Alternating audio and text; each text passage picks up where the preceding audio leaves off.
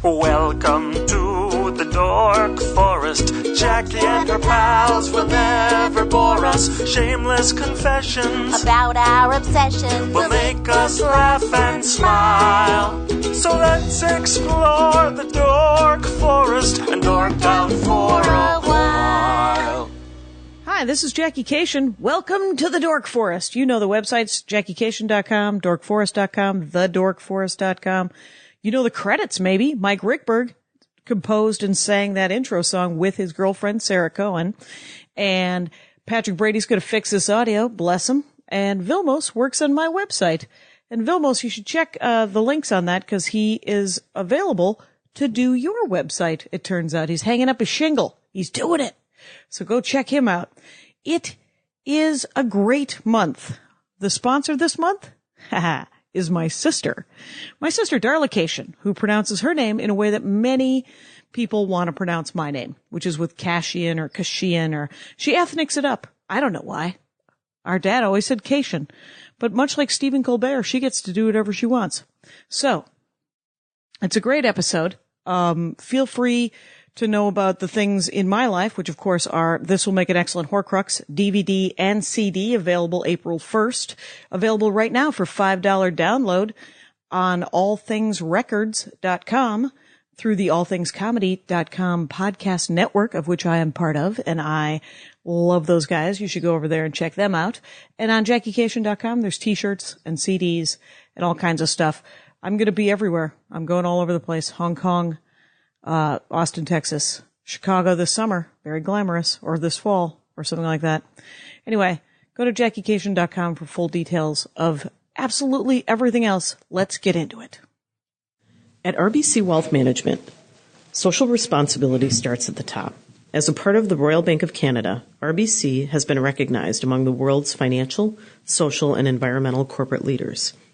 Our sense of responsibility extends to our reputation for putting clients' interests first. My personal commitment is to help you achieve your financial goals by also considering sustainable and responsible investing strategies. To learn more, visit www.darlacashian.com. RBC Wealth Management, a division of RBC Capital Markets, LLC. Member NYSE, FINRA, SIPC.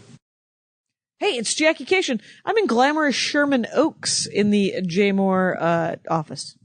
Yeah, that's where I am. I'm with J. Mohr, oddly enough. Welcome to the program. Hello, darling. Hello, and welcome. Nobody knows about my other identity. But you only know me as such. I only know you as that You only guy. know me as James Mason. James Mason. The Jackie Cation I did your podcast. podcast, and then I did your radio show before we did your podcast. Yeah, we are multimedia people. We're into hour 3 here. Yeah, we're filming a reality show on the way down. We're both getting punked. Right now they're detailing our cars. Perfect. Get that 2003 Toyota Corolla and trick it out. 2003, braggart. I know it. It's quite honestly, I got that one new and I was like, hey, that's the nicest car I've ever had in my life. I'm jealous. I'm still in a horse-drawn carriage. Oh, that's But beautiful. I have a footman.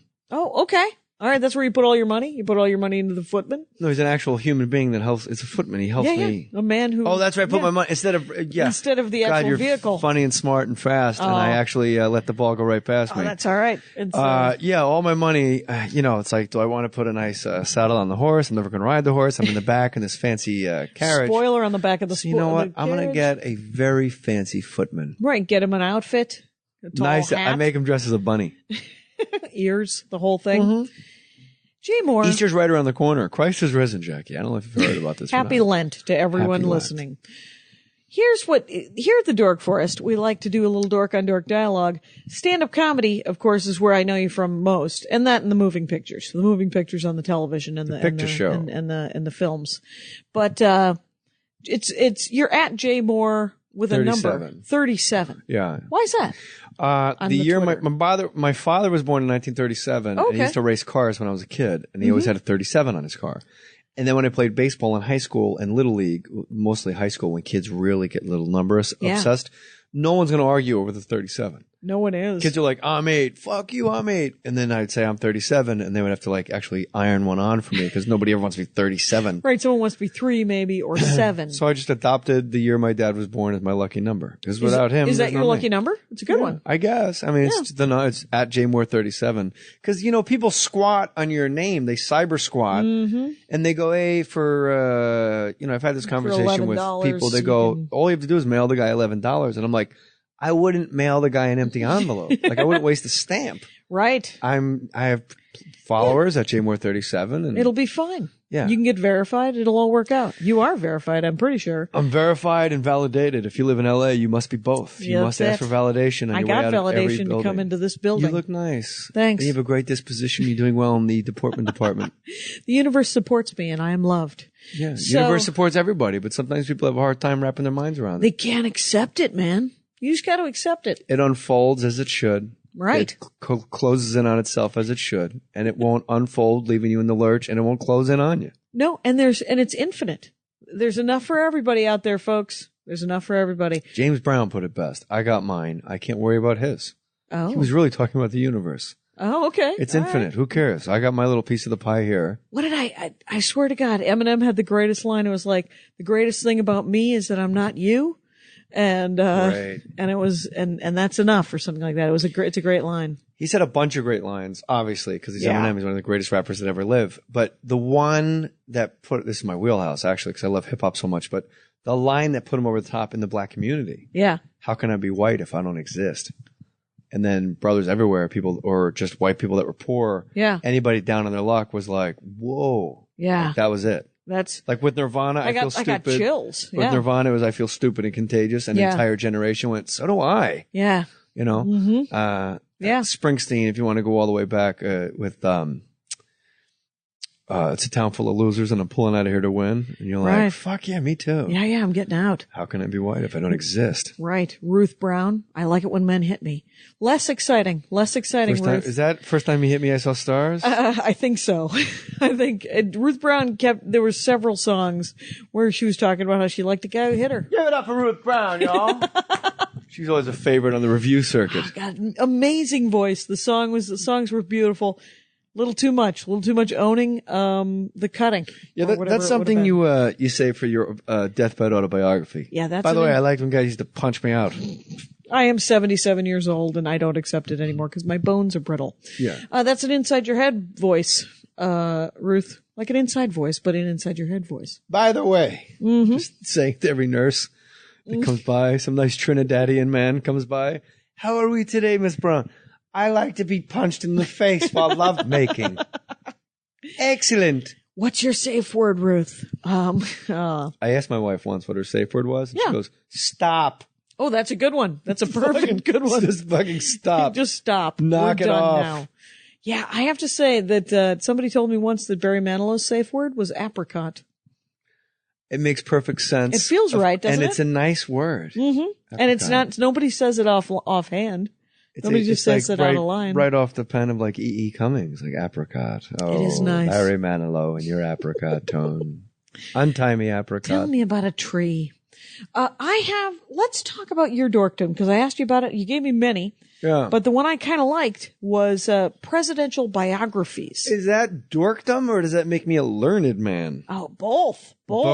It's so that's the dichotomy of me. If you can retain it, I think it's learned. If you just really liked reading them, but you have no knowledge of Teddy Roosevelt after it's over. I'm a little obsessive with American presidents. I like pro wrestling a lot back in the day. Not now. Sure. Too many stories, not enough wrestling. Oh, okay. And that's because you were a wrestler in high school. Yeah, I liked pro wrestling. Even in high school? The Crusher, Baron von Raschke?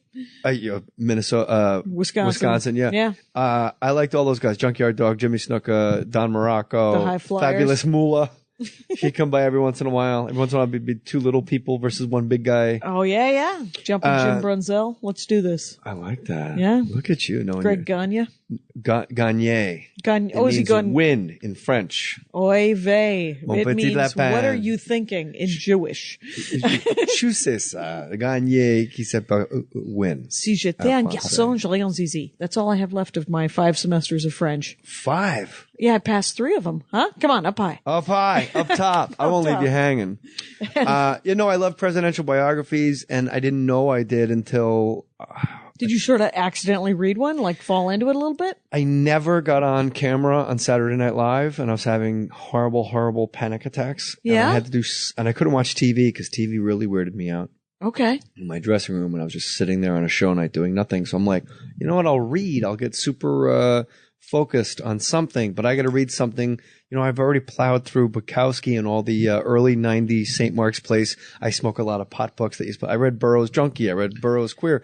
I read all these things already. Kerouac. Yeah, I read all that. And then I was Ginsberg. like, read something of substance where you have to like commit yourself to it. So it was Richard Reeves' biography of John F. Kennedy. I think it's called Profile in Power. Okay. And I was astounded at how in depth it was, like how detailed, like to the minute. His life? Well, no, the biography itself. Yeah. Everybody's life is pretty much to the minute. Well, I mean, we're all day to day. Yeah. And it was, starting from where he grew up and stuff. And that's the part that always puts me to sleep. Like when you read an Elvis biography, I don't really give a shit when he was 6 years old and he's playing in the dirt and he killed a worm with a stick. Right. Let's get to Colonel Parker and pick up the pace. And when did he get fat? Yeah. Just truncated for me. Mm-hmm, but it was written in a way where the rise to power was exceptional, and it didn't really help panic at all. But I know a lot about JFK's presidency. Okay, so you like it to be about the adult successful life. You're not so much into the backstory of... No, I love the backstory. Okay, the childhood? I like the childhood a little bit, but...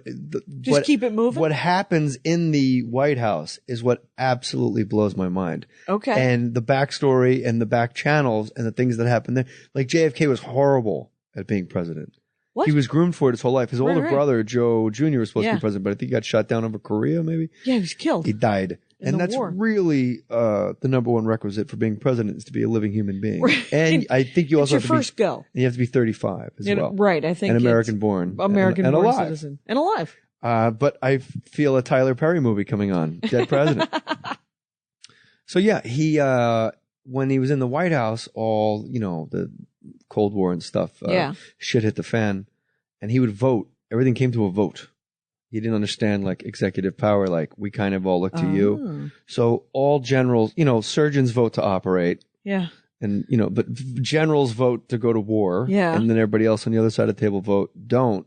And it was always like a 5-on-5 standoff, and he would just delay forever. Like the Cuban Missile Crisis. The reason That's why it got really went tense. on so long. And then he would finally hook up with Bobby, who was the attorney general. He kind of had his hands full. Yeah. And then Bobby was the guy that would actually be like, why don't you have a blockade? Right. Or like some kind of medium So Bobby thing. must have been like, wow, I love him like a brother, but this guy is not good at this job. Maybe. I don't know. They were pretty close. Mm-hmm. But Bobby, I think, knew it was his destiny too. Right. But I think like when I think about Teddy's the one that probably, because when you look at pictures of them when they're kids, Teddy's the hot one. Yeah. Right now, if you're listening to this podcast in front of a computer, no one is more shocked. Look at 20-year-old Kennedys. Okay. Teddy Kennedy is fucking the super fox. Baldwin hot. Oh my God. He's more of a ginger, so it's the other way. But it's and it's like he's hot. He's the hottest. Because Bobby always had like the weird like Warren Beatty teeth. Yeah. And JFK, it just, I don't know. It was a little Neanderthal kind of Mickey Dolenz kind of forehead. Well, he's whacked on steroids. You probably didn't know that about him. I did not know that. He had Addison's disease for his back. Yeah. They shot him up with copious amounts of steroids. Oh. And when he died in Dallas, when they shot him, the first shot went through the throat. Yeah. That doesn't kill you. That's a tracheotomy, Jackie Cation. I did not know that. When he went to bend down to get out of harm's way, because of his back brace that went from his hips all the way up above his armpits. Yeah. He couldn't bend down, so he came back up, and that's when they blew his head off. Oh. Had he not been wearing a back brace, he'd be on your podcast today. John Kennedy on the Dork Forest. Dork Forest. I've always enjoyed it. I like the one from that fella from Jeopardy. Oh, yeah, the Ken Jennings. That was recorded in Seattle. In Seattle. A nice place to get salmon fish. On the Rendezvous. It's but okay. So John Kennedy. So what you do is you end up finding out that he's not a great president, very charismatic guy. Was it a lot about everybody keeps talking about his sex life?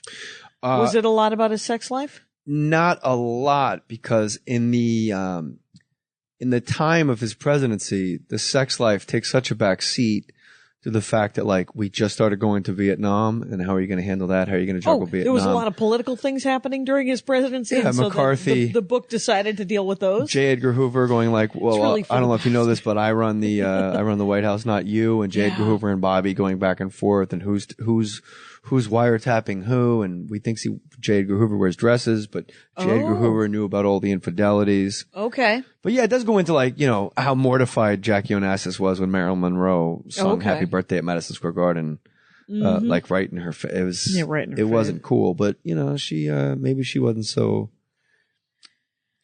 she might have not been faithful either, or you know, she might have been getting some. Seems unlikely. Jackie Onassis. She didn't die. She didn't die of Kennedy, did she? No, she did not. She died in Onassis. That's right. She didn't wait. She didn't wait too long. She was like, I gotta move on. No. She's a Jackie Kennedy whore. I was named after Jackie Kennedy. Really? Yeah, Really? I was. It was I don't know why I couldn't get really out. Well, here's the weird thing is it's not like, I mean, that's what I was told, but I was like, it's not like anybody knew the Kennedys in South Milwaukee, Wisconsin. Yeah, but it's very democratic. It's a very Democrat state. It's very liberal. My father, I think he said the last time he voted was in 1972 for McGovern. Oh. And I asked him why he stopped voting, and he was like, well, because neither of them are on my side. And I was like, are you an ent? Is that what's happening? Which is a Lord of the Rings joke. Anyway, but the thing is that my name was actually, because I'm the youngest, they just put a bunch in, and my dad just was in between leads. He was at work.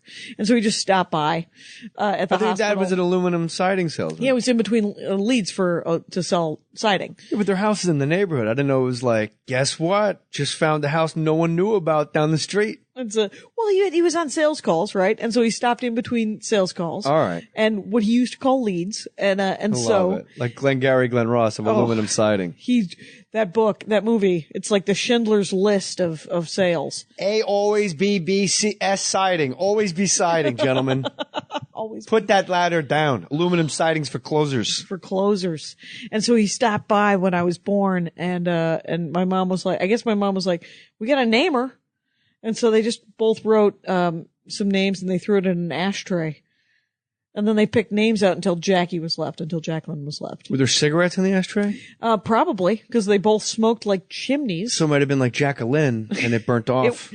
They might have spelled it fun with a C and a Y, but it was Jacqueline, like the French, Jacqueline Kennedy. Jackie. Is Jack? That's my son's name is Jackie. You named your son Jackie? I named him Jackson, but then every tool my age that ever decided to create offspring decided to name their kid Jackson. Like Jackson Pollock? Kinda or not? Yeah. I don't know. You but just it's just like Jackson is Andrew Xander Jackson and as George Carlin, Tucker and Todd. Fuck Tucker. Tucker sucks. And fuck Todd and guys that look like Todd. But everybody's named Jackson, so we just started calling him Jackie. Okay. So I got tired of writing Jackson M on everything he owned. Right. And so. Well, I wanted to change the spelling of my name when I was in 8th grade, and my stepmother was like, ¿Por qué, mi amor? I wanted to, Jacqui. Jackie. Ooh, Mary. C'est vrai. You're going to be Jackie from, or some damn thing. The sitcom? I was gonna turn into a black lady, and it was gonna be nice. And my stepmother said, not a chance in hell are you pulling this 13-year-old crap. Why won't you let you change your name, Jackie? Because you don't want me to. So. What's your middle name? Sue. Jackie Sue. Jacqueline Sue. Everything about you is adorable. Is blissfully, wonderfully so Wisconsin. Oh. I'm a simple Jackie woman of the people. Mm-hmm. She lives up the block. Her dad's a good man. He's an aluminum siding salesman. Nobody's ever said that. Have you met Nancy Cashian? She runs a tight ship. French quarters on the bed. She does. You guys got to listen to me on Jay Mohr's pod. Mohr Stories. MOHR stories.com. And then it's on iTunes and stuff. You can get the app. It's free on your phone. Yeah. My app it costs $1 or $1.99 or some damn thing. You wouldn't do that. I didn't do it. Libsyn does it. They've never sent me a dime. I don't know what to say because my app is free and I feel like. Did you make it?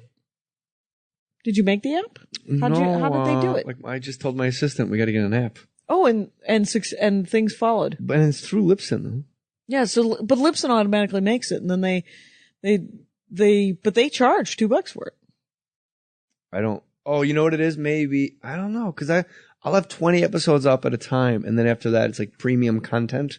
Okay. So like, if you want to hear old like Jay Leno, Patrice O'Neill, Charlie Sheen, I think it's like $6. You never have to pay again, and it's never. Oh, okay. Not, but I don't know if they can make money like that. I don't know. Yeah, there's not. I think there's you need not to a lot put a of call money into going Libsyn on. and say. But I don't. I assume it's.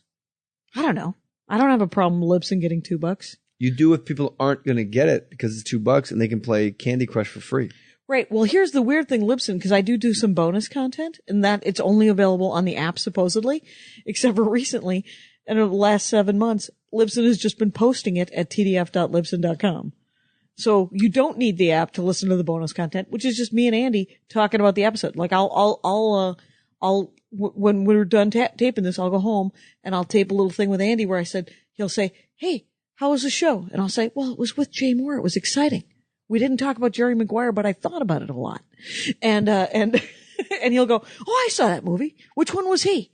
And then we'll talk about that. He was the black fella that signed with the Tom Cruise. And then he did the backflip after getting a concussion in a football game, which no one would allow. In other news, no, there would have been a 15-yard penalty flag. Right, they would have taken him off. They were like, "You don't get to keep playing. Yeah. You've been knocked out for 47 But when seconds." it's Cuba Gooding Jr. and you know that Snow Dogs is on your horizon, you let a man dance when the sun is shining. By land, Cuba. By land. With that cloud approaching. Exactly. Let him get that dancing. One president. That's the only one we've talked about. Let's do it. You got another one? Oh, who are my favorite presidents? Yeah, who are your favorite? Who is your favorite president? Truman. You like I love Truman. Truman was a super small town in Missouri. Yeah? Like when he retired, he didn't have a detail. He wouldn't let them do like wouldn't let him do a Secret Service thing? So he would like pull his car up and put change in the meter and shop at like yeah, it was just a regular. He always was. That's the thing. And what I love about Truman is the expression, some people have greatness thrust upon them. Yeah. Like he was the most ordinary, nerdy guy. Yeah. He served in the war. Right. And they had him as vice president, but no one told him that FDR was going to die real soon. Oh, wait, they didn't let him know he's got like 2 weeks to live or something? Or no, they just put him on the ticket and they pushed him through because it was the Pendergrast crew out of St. Louis was like the huge Democratic machine. Right. Like the Dailies in Chicago and like the Rockefellers in Manhattan. Yeah. So the Pendergrast, they just pushed Harry Truman through to be on the ticket as vice president. And like FDR dies like 2 months in. Yeah. And then all of a sudden they swear him in. And then they just take him in a back room and they just show him like the plans for like the atom bomb. Like, oh, by the way, we're doing this. And you're going to have to create Israel. Oh, and the Korean War. Shit. And by the way, the Korean War is going to come and there's going to be a steelworker strike during the Korean War. So you're going to have to figure out how to juggle all that.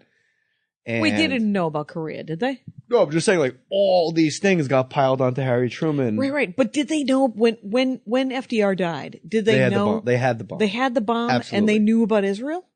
Well, they knew that the Jews were going to need a place to go. Okay. And they needed an actual place to call to be a sovereign nation. And what about desegregation? Because that was one of my favorite things about Truman is he desegregated the armed forces. Yeah. Was that him or was that the machine? He gave it a shot, but it was very, very hard for him. He didn't. He had to do executive. It was an executive decree. It wasn't. Yeah, the thing with Truman is he was such like a nerdy dad. Like he started working on like highway. He was like fascinated with roads. Oh, okay, the highway system. And when he started it, and then when he started doing when he was like a congressman or a senator, I forget because I read it a long time ago. He had nothing to do. Like he was just an absolute. One of those, like some guys in DC like to give speeches and they're orators and they like to pound. And he realized like, well, I have nothing to give. So he would literally just drive across the country and take notes and mark like streets. He kind of like mapped out Oh, cool. The highway system. And then when FDR Drive, you ever driven on FDR Drive when he died? I have. When he died, it was the greatest thing. Truman becomes president. Yep. And, the Japanese are not going to surrender at all. And you're going to have to drop the first ever nuclear bomb. We're really not sure if it'll end life as we know it. Right. But It might destroy the planet because we don't know how powerful it is, even though we've tested it out by where John Wayne is working. how about this? They had to convince him to drop a second one, even though it's completely unnecessary because Japan was already going to do the they were done. surrender. What? So who? The machine? The Democratic machine? There was as Dwight Eisenhower said on his way out of office, beware of the military-industrial complex. And God help. That's what I love, Jackie. God help the man without my military experience that ever sits in this chair.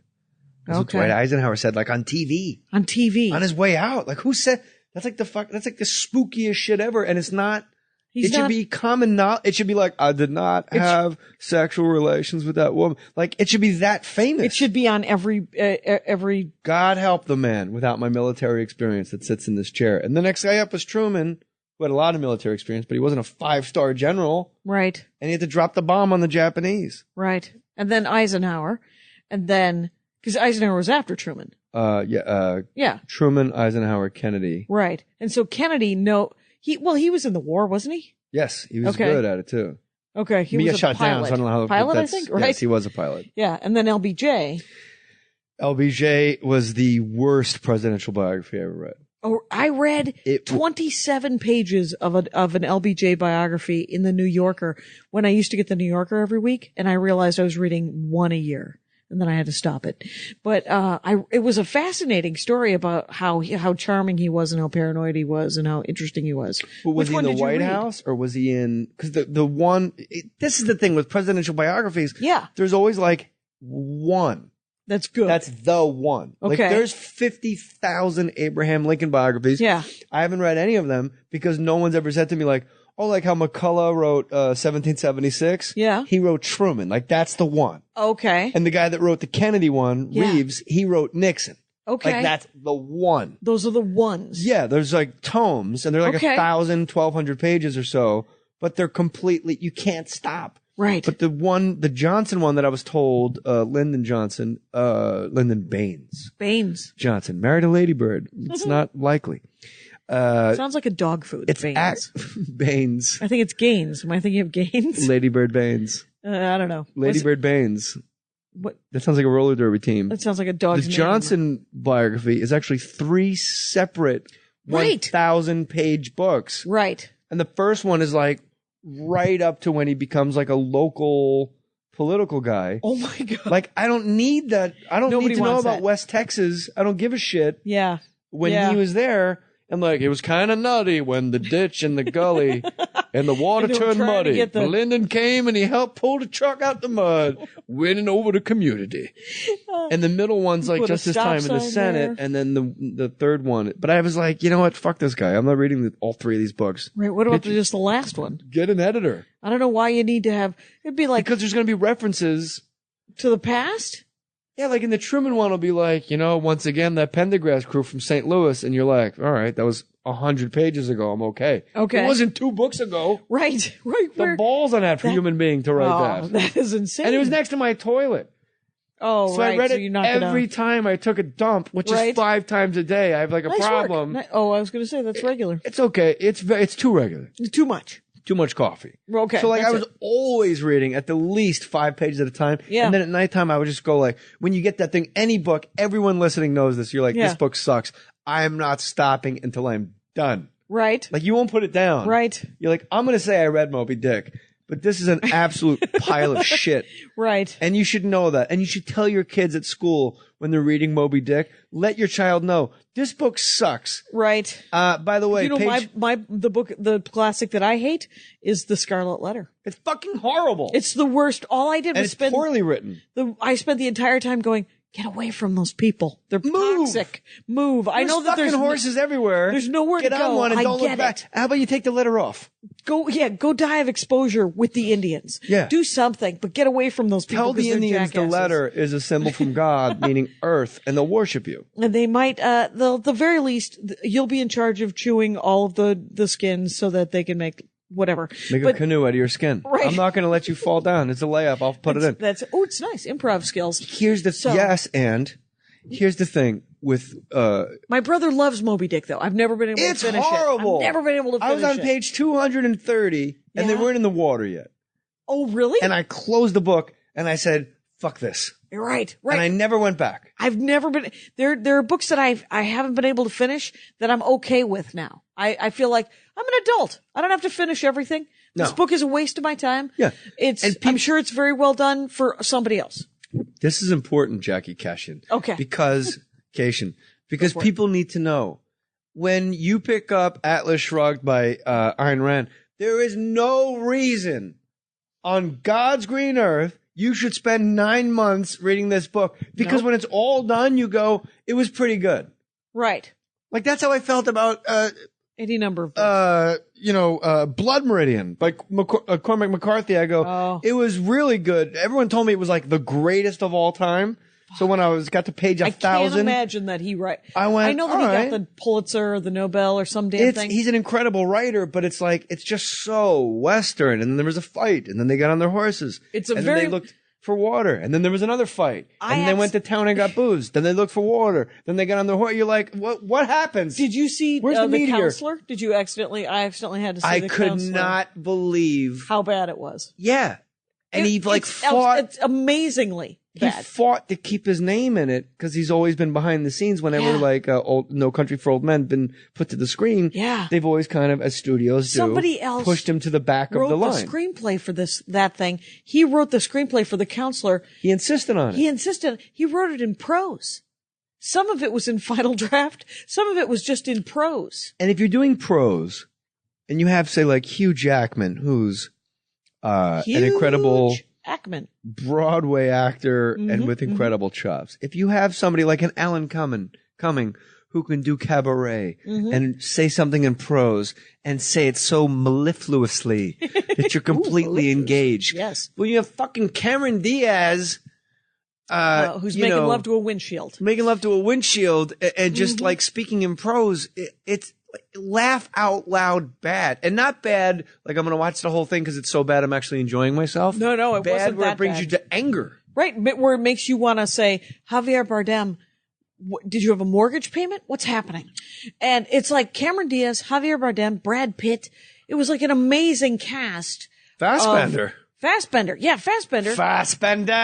And I'm watching it, I was like, and I was watching it for a podcast. Al Jackson has a podcast where he assigns you a movie.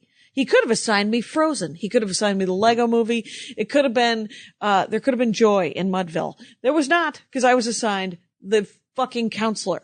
And, I bet that was a funny podcast. I tried. Oh, it was just me full of rage. Yeah. Cause I don't hate on anything on the Dork Forest because the Dork Forest is a safe space. Whatever you like, you like. Whatever you like. It's a nice But nobody thing. likes the Counselor, so we can hate Nobody. I can't imagine. And I really love Cormac McCarthy. And he wrote The Road, he had No Country for Old Men, and Blood Meridian, which I don't believe has ever been turned into a movie. But the thing that's fascinating is studios will always push the writer to the back of the pile, hit the bricks, we'll take it from here. Yep. And now, as an old man rounding third in his life, the sun is setting. He's 84 years old. He's like, no. If you're doing it my way or the highway. Right. And a studio goes, you know what? Look at his track record. Yep. You got it. And Javier Bardem just won the Oscar and then it's just this big glop of shit. It's just a horrible.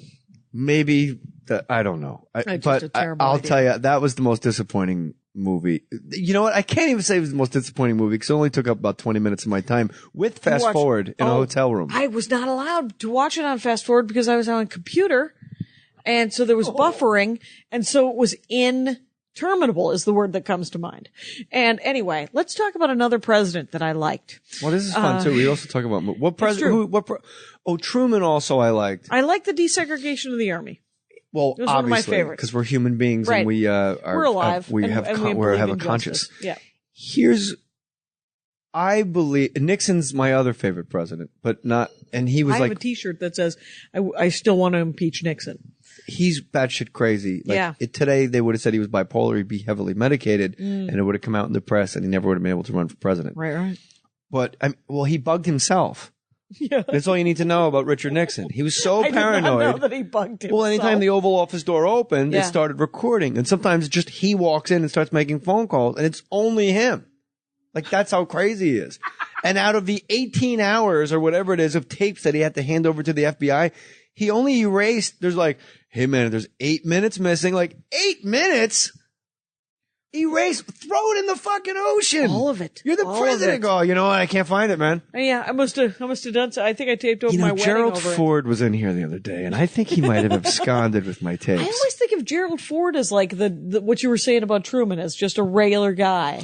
He was a jock, big jock. Was he? Slow clap chop or quick clap chop? I'm not sure. A football player. That's why it's so weird that the clumsy thing got pinned on him. Falling down, Chevy Chase made him super famous on Saturday Night Live. He was actually very athletic and not. He played football, I think, at Michigan, and he was like exceptional. Right, and he wasn't. He was very graceful, and he just happened to wipe out a couple of times because he was always doing athletic things. The birth of the camera. Yeah. Here's the thing about my favorite politicians are the ones that actually act like dictators.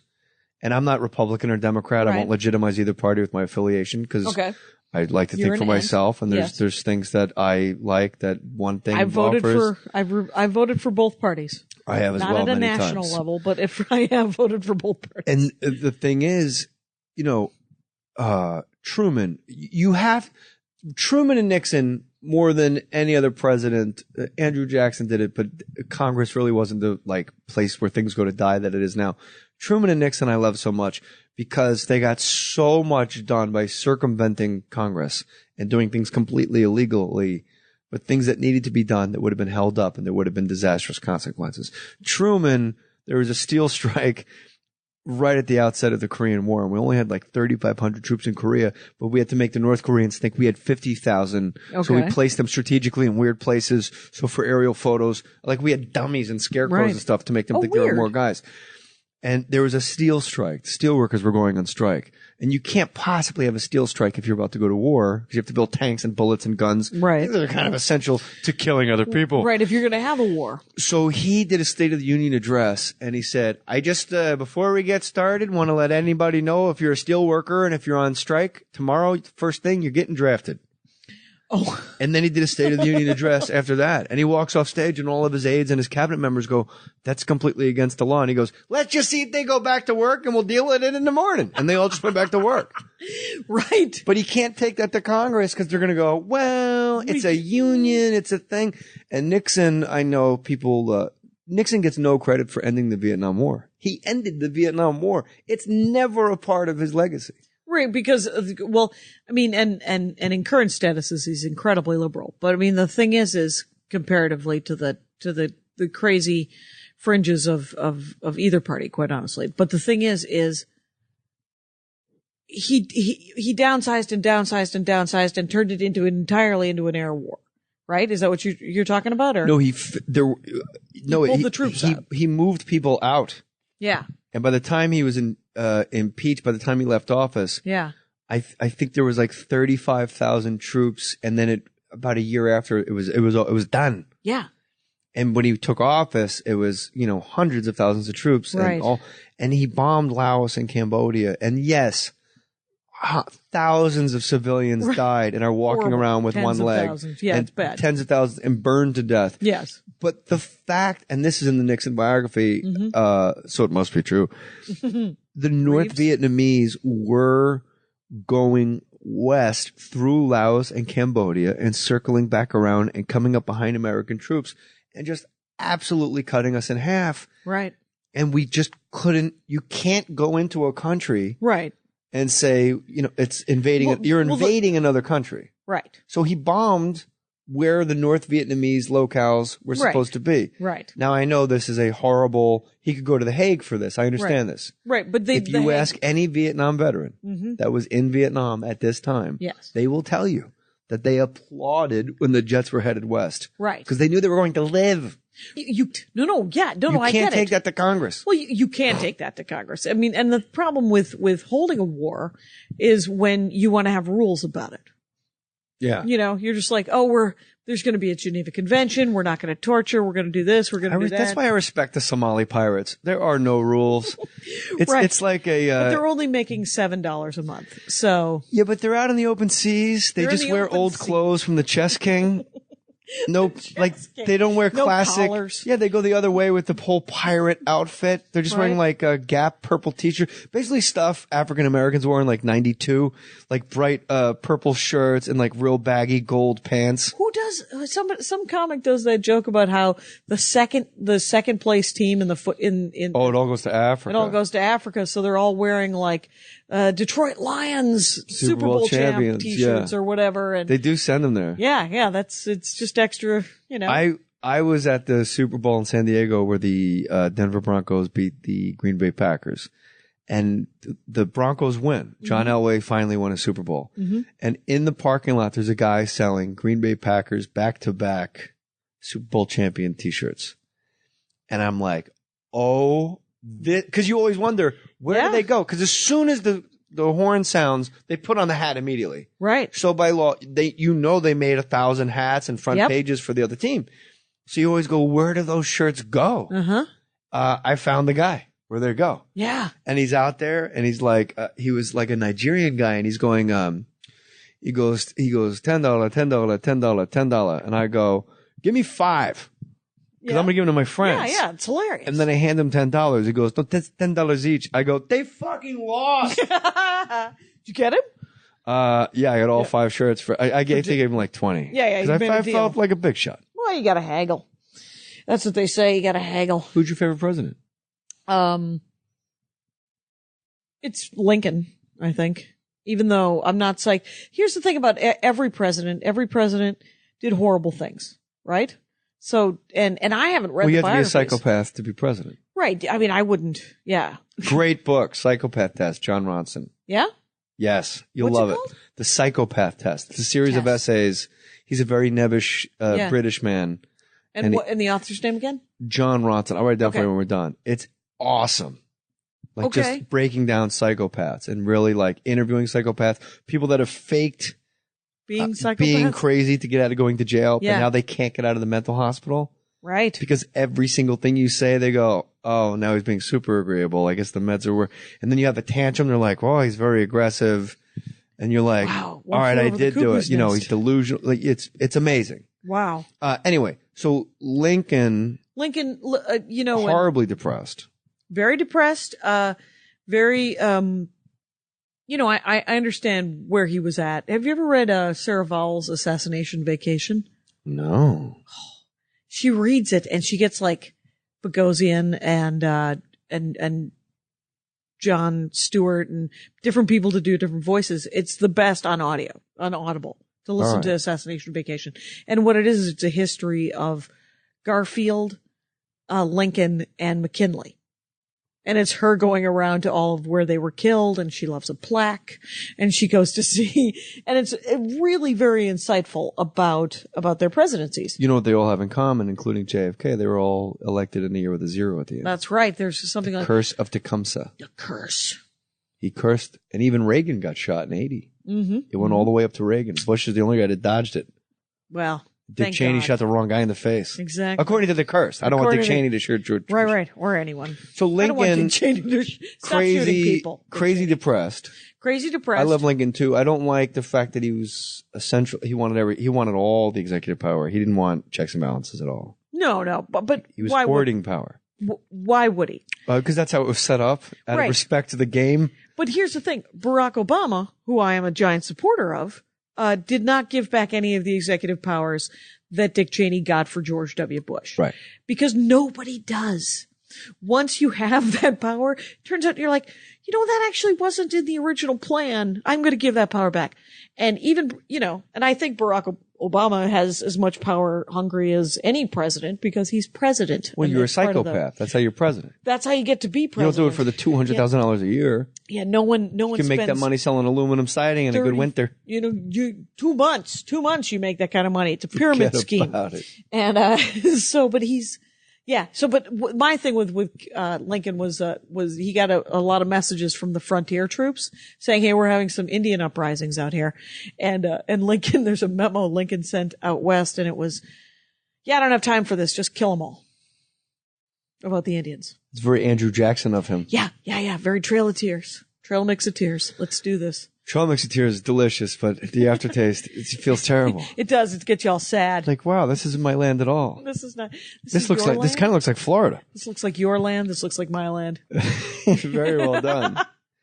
Lincoln was so depressed. Yeah. And he would go out and work like in his fields, like and behind the White House. He would do like a lot of like yard Gardening work. and yard work? Yeah. Like in the mud. Like he was actually fucking crazy. Okay. Like Nixon crazy. But depressed in another direction. Nixon was a paranoid. Shit, kind of. Nixon was a paranoid and didn't realize, like no one ever said, by the way, you won. Right. Like stop with this Kennedy shit. He's fucking dead. You're the winner. Right. Relax. Take a swim, man. Chill out. There's a watering hole down there. Kennedy would come to do speeches and, Abraham Lincoln would do speeches and they always had to make sure there was a podium because from the thighs down, he was always covered in mud. He never had his hair combed. Look at his presidential profiles later in his presidency. I believe he was genuinely filthy at all times. Not at all times, but he had to do a speech and he's like, all right, I'll go work on the bramble out here. And then he would just have mud. Just to calm down a little bit. Maybe that was like his process or something. Yeah, or like George Bush had to clear bramble all the time. Right. He was always clearing bramble. Yeah, there was bramble. There's stuff in the yard that needs to be done, and he's like, he's a lawyer he's a lawyer from Kentucky. He works in the woods, which I'm not sure why they gave out so many law degrees in the woods of Kentucky back then, but right. And I don't know why Illinois is land of Lincoln. It's a lot easier. The bar exam. The bar's pretty easy. You need to work a level on a house. Exactly. You're like, and also, if you look at Lincoln's portraits, the later it gets in his presidency, look at his hair. Yeah. It's like crazy, like Kings of Leon hair. It's not, it's raw. Today they would call him like Ron Wood. Okay. Like he's got like rock and roll crazy man hair.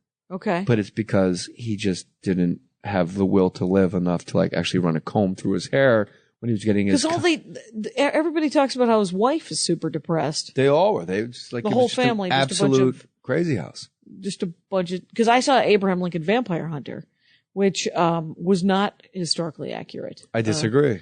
He came to abolition later in life than was depicted in the film. And, because they said as a kid he was all for slave rights.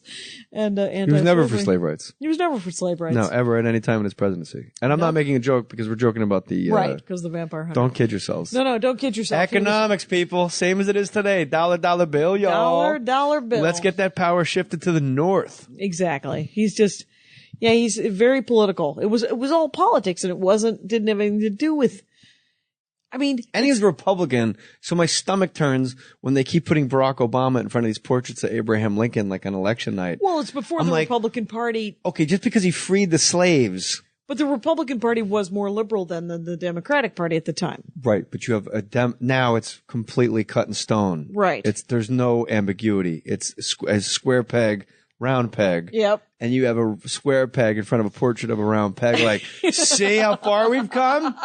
Like, right. I think what I hate is the parenthetical, the super underline. And I say this all the time. Black. Like when people go, why is it always got to be about race? I'm like, because if you're black, it is always about race. Right. We're white. It's easy for us to question it. Right. But a black guy who's president doesn't get to make it not about race. In front of a portrait of Abraham Lincoln, I'm like, well, Abraham Lincoln freed the slaves. Look how far we've come. We have a black president. Everything's fine. Everything's fine, America. Oh, okay. As Bill Hicks would say, go back to sleep, America. Go back to sleep. Go back to sleep. Everything's fine. Government's in control. Did you ever get to I met him one time. I was emceeing at the Village Gate in Manhattan, and I remember thinking, I was in awe, obviously, because he was full-fledged Bill Hicks. At that time. And he was just doing a spot in Manhattan, downtown, in the Village. And I just went up to him. I said, hey, my name's Jay. I just wanted to say hi. And he goes, hey, man. That was it. That was it. But I remember, he kind of looked like, he was had an Elvis vibe to him. Off stage. He was really cool. All right. Kind of laid back and just. Here's a Truman thing, speaking of Bill Hicks. Yeah. They had to redo the White House during the Korean War. It was falling apart. Okay. Or things were falling. Right.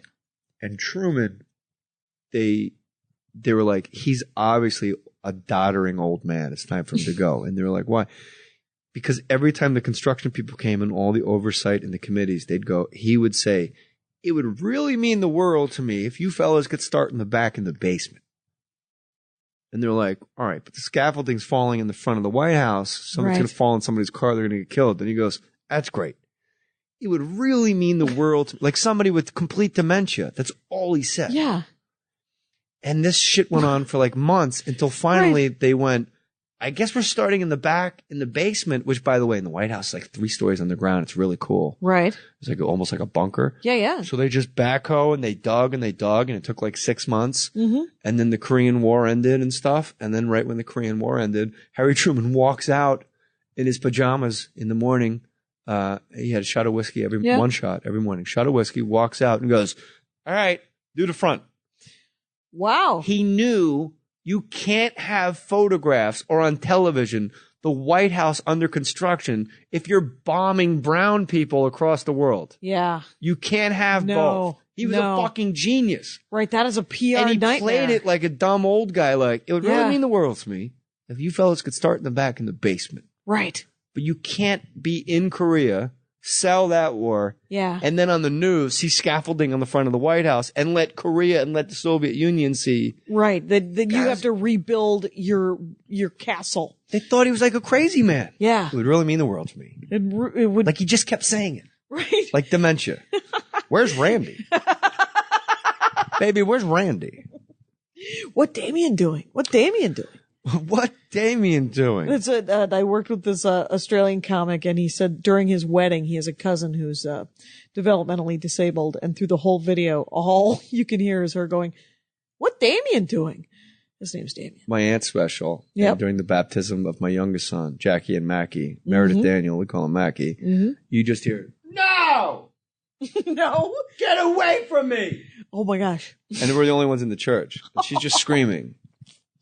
All right. Sometimes you see dead people.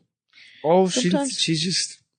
Have you ever seen? Echolalia, like, just likes to yell no. Do you know Mike Kaplan? You've seen New York comic Mike Kaplan? I love his stand up, and I have not seen him live. You should get him on. You should get him on. MYQ Mike Kaplan. MYQ Mike Kaplan. I did a college with him the other night, and he was talking to the audience, and he said, because he has this joke, it's like, who believes in ghosts? Clap if you're wrong. And then he's talking about ghosts, and he's like, now I don't believe in ghosts, but this room is half empty. Some people think ghosts are in those seats. I think ninjas are in those seats. I believe in ninjas. Yeah. They're very, very spooky. And it was, or whatever, and it was just a great, and, I don't know why that came up. And ninjas are a real threat. They could throw a star at you. They have stars. It's not like Nova and, Aurora Borealis. There's a thing called ninja stars. There's a ninja separate star. item. Pointy. Rangers of the Dork Forest know of stars. Yeah. And, so, okay. I'm happy I'm in the Dork Forest. And you know what? If I had a little extra cabbage, I'd build a treehouse here. Oh, it's good times. It's Yeah. good time. Presidential treehouse. So what we've done, we've talked Kennedy, we've talked Truman, we've talked Nixon, we've talked Lincoln. Are we putting people to sleep with my boring presidential stuff? There's no minutia too small. What I will get is I'll get a long message from Todd Mason possibly, or a Ross Whitman. These are a couple of gentlemen like to write in, like to fill in some gaps that we didn't get to. Yeah, But there's only an hour. When you're talking presidential stuff, there's a lot of gaps. Right. Somebody will always cry. It wasn't Truman that did the highways. It was so-and-so. Truman up on later. But it's all good because I'm going to have Brian Kiley on. I like Brian Kiley. He's very kind. He loves presidentials. He's a presidential please tell him I said hello. He's very kind. Okay, he's a good egg. That guy. Yeah. He's one of those guys that always has a smile. He used to write for Conan forever. Yeah. And 20 years, he said. Every time you saw Brian Kiley at a gig, just big smile, handshake. How you doing? Knows who you are. For some reason, it's the lost art of, hi, how are you? I'm happy to be here in this shithole that we're both in. And you're here too. So we should be happy that we're together. Right. We're both working. Yeah. This is good stuff. Who cares if it's a bowling alley in Warwick, Rhode Island, and it's candlepin bowling? Right. Candlepin. I've never even seen candlepin bowling. Well, he used to be on TV when I was a kid, and I never understood why. Because the ball is like super small. Right. And they're actually tiny pins. Tiny pins that. But Warwick, Rhode Island. Huh? Rhode Island. Jewelry capital of the world. Mafia, Providence, Rhode Island is the capital. No bigger mafia than Providence, Rhode Island. That's the hub. Oh. More than Rome. My dad, small amount of work for the Milwaukee mob. And by the way, for the listener, Milwaukee, I'm not making any this is completely serious. Milwaukee mob, no fucking joke. No. That is legit fucking greaseball, put you in the dirt mob. I'm not joking. You know this. Well, they will kill you as soon as look at you just because they're bored. Yeah. It's not like, I mean, in New York and Chicago, I mean, they got the city other never things to sleeps, do. baby. Where we going? Yeah. Milwaukee's asleep. Yeah. So they're like, well, why don't we kill somebody? And, but my dad, he did a little small bagman work because he's an aluminum siding guy. So they'd be like, well, as long as you're going over there, why don't you drop off the money? Yeah. Yeah. And since my father, a bit of a gambler, not good at it because no one is. Nobody. He owed some gentlemen. He was on task. That's a great point you just made. What? Nobody is good at, like, you have to tweet that. Yeah. I should probably do something with that. Nobody is good at gambling. Nope. Nobody. Nope. Ever.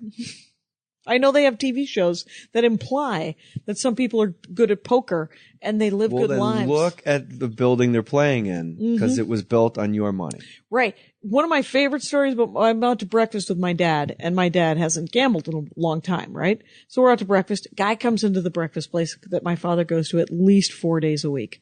And the guy goes, oh, I like that guy. You know, that guy wins all the time. He's a good gambler, that guy. And I was like, is he, Dad? Is he a good gambler? And so the guy comes over and the guy's working the room like my father does. But this guy comes over and he says hi to my dad, and my dad introduces me. The guy's wife then comes over, who's been working the room separately, whatever, but she comes over, and the guy, the successful gambler, says to his wife, this is Elliot Cation. He stopped gambling. This woman, the wife, grabs my dad's wrist like old ladies do, where it's tight. And cold because they're almost dead. And she goes, can you talk to him? Can you talk to him about stopping? And when they went away, I said, so he's good at gambling, huh, Dad? Probably not if his wife is trying to get. Nobody is. It is a loser's game. Yeah. Nobody. The only way to win is to not to play, my friends. War games. I was at, there used to be a guy, he still plays Vegas. His name is Cookie Jar. Cook E Jar, middle initial E, like Chuck E. Cheese. Oh, Cook E Jar. Cook and the E. Crumbs Jar. is his band, which is a Casio. That's awesome.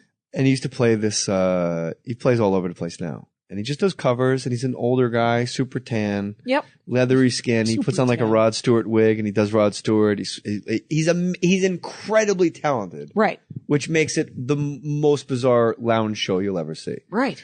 So me, Bruce Smirnoff, and Rich Voss go to this hotel that's been demolished. Comedy Gold. The Continental. And we get in the cab, and we go, we're going to the Continental. And the guy goes, hotel or airlines? And Rich Voss, for some reason, very aggressively goes, do you see any fucking luggage? And then we know now that Rich was a degenerate gambler, and he was like, had a fever. He couldn't wait to get to this place. Yeah. So we go to the Continental, and we're all sitting in this it's a small lounge. It holds 80 people. Right. And Cookie Jar, we told him we were coming. He's all like, hey, all right, super show busy, man. Yeah. Oh, okay, baby, pinky ring, you got it. Pinky ring. And Rich Voss goes, I lost all my money. Could you give me $100 to me? So I give him $100. And I had just gotten paid at another casino. So I was flush. I had a lot of cash with me. And he goes and he comes back like 10 minutes later. He goes, listen, you know I'm going to pay you back. Give me like $200. I won't buy me again for like another. He goes, he plays craps. Yeah. And he comes back and he goes, give me another $100. Now I want to keep giving. I've told the story to Rich and on other shows. That's hilarious. Now I just want to keep doing this to see how, like, I'm stunned at how much losing is happening this quickly. Right. Because he comes back quicker each time. Right.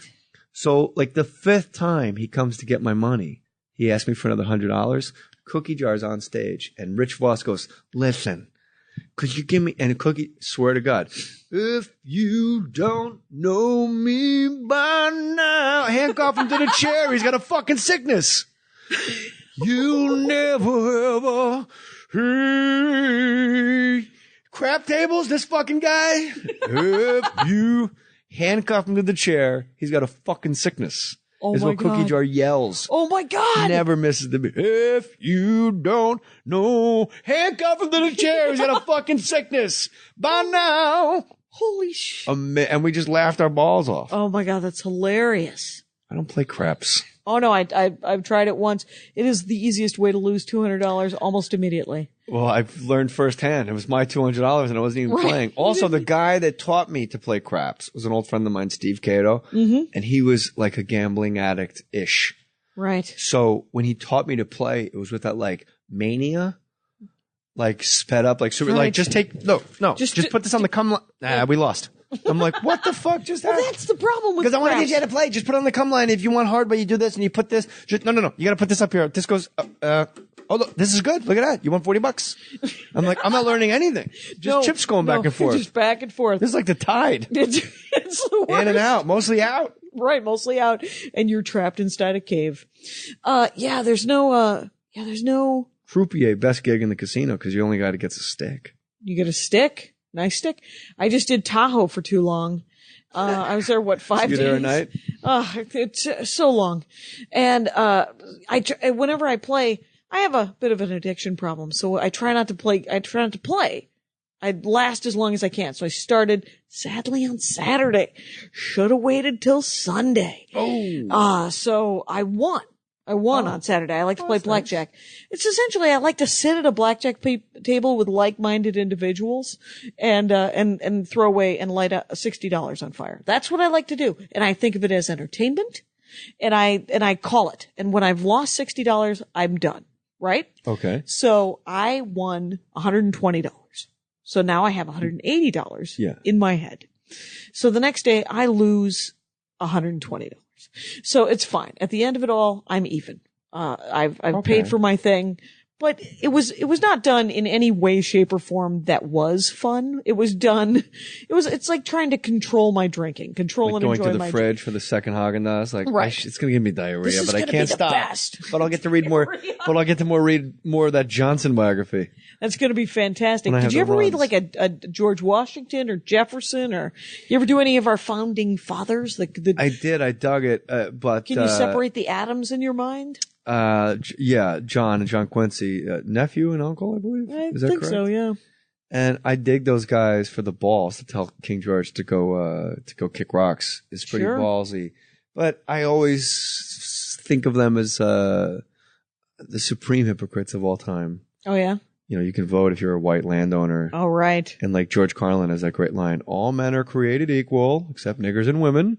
And it's the sheer balls that these guys had to say all men are created equal. Put it in writing, and then they were all like slave owners. Yeah. And women couldn't vote. They're like, we love Locke, we love Voltaire, but just in theory. Yeah. So, but they did have, I mean, to go across the ocean back then, you died. Right. And if you went from New York City to Washington, D.C., it took a month, an actual month, and one of your kids died. And you're like, well, just one, we're okay. Thank God we have 8. Right. And fighting the Civil War is like fascinating. Like, we're mad as hell, we're not going to take it anymore. You're taking all of our money. Kiss our ass. Taxation without representation is bullshit. So they were like crazy men. Yeah. But John Hancock fascinates me more than any of them. Oh, really? I have this sketch in my head. All the sketches that I really like are 20 years after Saturday Night Live. Okay. And I always thought this would be a great sketch. John Hancock signs the Declaration of Independence. Huge. Big fuck you to King George. Right. And then I like to think that all the other guys in the room just kind of start walking backwards. I'm like, looks good. Looks good. Just put it in the mail. Let's do it. And he's like, what's going on? Like, no, you signed it. We're all set. Like, no, you all need to sign it. And he's like, no, I mean, you took up all the space anyway. There's no room. All right, guys, so far we have a letter telling King George to go fuck himself, sign me. And they're all like, yeah, like murmur, like, sure. That seems to work. Yeah. Look, my horse has been acting up. I don't know what's going on with him. He got into some bad grain. You know me. Right. I would totally be into this, but I gotta go. Yeah. And like, just have somebody go like, I double parked, and have everybody go, well, we don't know what that means. So just skip over it entirely. Just have like a black guy out of nowhere, like, I'll sign the motherfucker. And everybody like looks, double takes. But John Hancock really put his balls on the line, and not like a big political man. Right. Nobody knew. I'd be the guy way up in the corner. I would just initial it real tiny. Right. In case we lost the war, I could go, I didn't even sign it. Right. No, that's not my initial. When you're a little kid and you lie, you got to make your eyes real big. I didn't even sign it. Oh, God, I love when you're a kid, when you're lying and everyone knows and you think that you're like, no, I said I didn't do it. I don't understand why you wouldn't think I would have done it after I just said I didn't do it. It's an amazing day in your childhood when you actually learn how to look someone in the face and lie well. And then it works and you're like, oh, but you only got like 3 of those in you. When you look your mom or dad in the eye and go, I was not absent from school. Right. So everyone's wrong but you? Yes. Yes. And you just look stare dead on. and you go, holy shit. It worked. I'm acting. Ladies and gentlemen, go to Jay Mohr. 37. Or at jmohr.com for stand-up dates. For everything. Yeah, where are you going to be? Where are you going to be in April? Denver Comedy Works. You help me fill that place up. That's a big giant. That's in April. That's mid-April. I like that very much. And How then about May 10th, Fox Theater, Bakersfield. You should record. Huh? You should record your special. I'm going to. Yeah, do it. I'm going to do it just like you did it. You've inspired me, Jackie. And you should name it This Will Make an Excellent Horcrux 2 as well. You know what I'm going to name it? What are you going to name it? Can somebody steal it if I say it on the thing? Nope. Well, they can, but it's very unlikely. My son's in preschool. It's like daycare, but it's like a preschool, and they have a report card every day. Yeah. And it says Mackie. His name is Meredith, named after my father-in-law. It's very Southern. Meredith Daniel Mohr, but no 2-year-old can say Meredith, so we call him Mackie. Mm-hmm. And every day it says Mackie, and it says bowel movement, no, and then it says mood. It's got like what they did, the activities. Yeah. And then at the bottom in bold, mood, and there's 3 columns. And it says, and they circle happy. Mm-hmm. And then it says lunch. And on the last column, they circle a lot. So my special is going to be Jay Mohr happy and a lot. Happy a lot. Happy and a lot. And a lot. Happy, That's awesome. period, and a lot. That's perfect. And it's, I'm always That's adorable. happy too. So You're happy. I'm a Dork Forest veteran now. This is it. You're wearing your Dork Forest t-shirt. Brown. And you chose brown. He went with the brown, ladies Color and of gentlemen. the trees. I'm a sprite. Beautiful. I'm a wood nymph. Yeah. There's brown, there's green, and then there's the black one.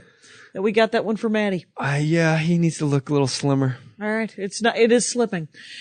Thank you so much for doing the show, everybody. Let me know about that Jeopardy fella. I'll let you know about that Jeopardy fella. You can listen yourselves at iTunes. Feel free to review the show. Leave a review. People love that. It helps the ranking somehow too. Did you know that? Yeah, somebody's supposed to care over at iTunes if people do the reviews. Yeah, it's a weird. It's nice. Paradigm they have. Or you could just email me, Jackie at JackieCation.com, and review it to my face. Hey, I like that one.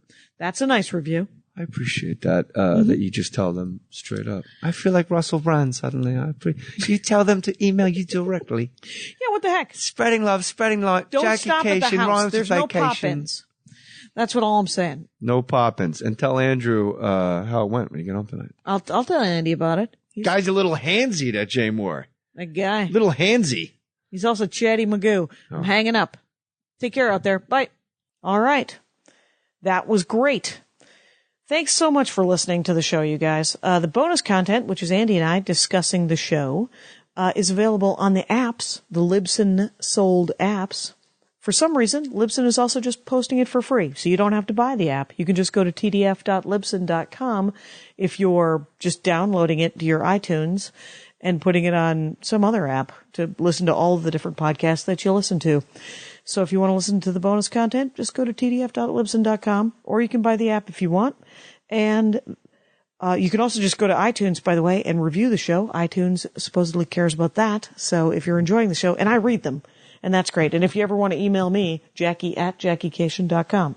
The credits, of course. Patrick Brady's going to fix this audio. Thank you, Patrick. Mike Rickberg composed and sang the intro song. He's going to sing the Mexican hat dance right here in a moment. And Vilmos fixes the website, JackieCation.com, where, by the way, there is a donation button, JackieCation.com and DorkForest.com. Feel free to donate. I'd love everyone to give me $100 a year. That is $8.33 a month. I have not figured out a way to make that easy for you. You would have to remember that, or you can just throw me some money. If you don't have any money, that's fine as well. But feel free to talk up the show. And if you would like merch, if you'd like a Dork Forest t-shirt or a CD of my stand-up comedy, or would like to know where I'm doing stand-up, go to JackieCation.com and hook yourself up. There's also an Amazon banner if you want to, or if you ever order from Amazon, and we all do, go through JackieCation.com and the Amazon banner. Thanks a lot for listening, everybody. See you next week. My hat, my hat, my hat. They're dancing around my hat. My hat, my hat, my hat. Well, what do you think of that? If it looks like a Mexican hat dance and it sounds like a Mexican hat dance, it's most likely a Mexican hat dance. So take off your hat and let's dance. Yay! Oh my God. Why don't we just call that as the end of the show?